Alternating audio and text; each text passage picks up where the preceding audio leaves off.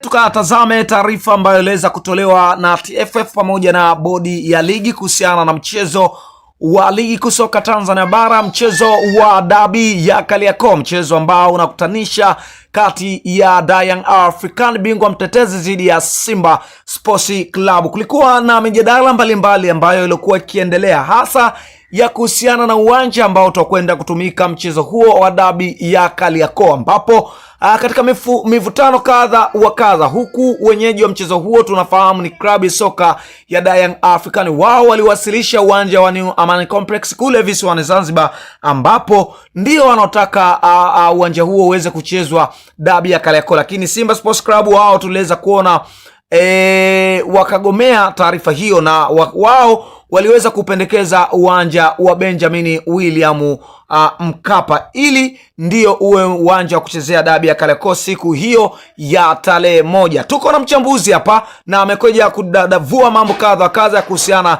na swala hilo, hasa mara baada ya TFF kufafanua zaidi na kuhitaji dabi hiyo kuiamisha na kuirudisha katika uwanja wa Benjamin William Mkapa. Twende tukamsikilize mchambuzi wa soka. Bwana, sakata hili ni kweli lipo, na Young Africans wao ni wenyeji wa mchezo na walihitaji mchezo huu uende pale New Amani Complex Zanzibar.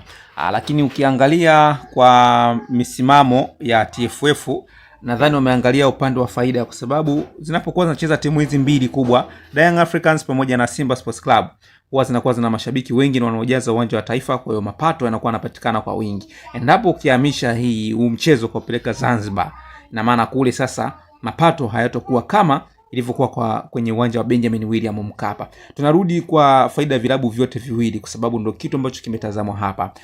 Mashabiki wengi wa Simba na Yanga wapo Tanzania bara, visiwani ni wachache. Na ukiangalia na NBC Premier League Tanzania bara, inajieleza na imejitosheleza kabisa, ikijieleza kwamba ni NBC Premier League Tanzania bara, na kule kuna ligi yao kule Zanzibar.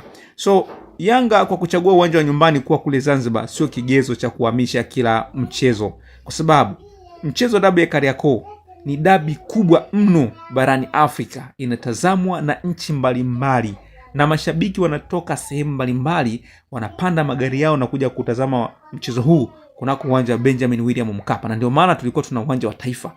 Maana ya uwanja wa Taifa, ina maana uwanja huu utakuwa unatumika kwa shughuli maalum ambazo ni kubwa.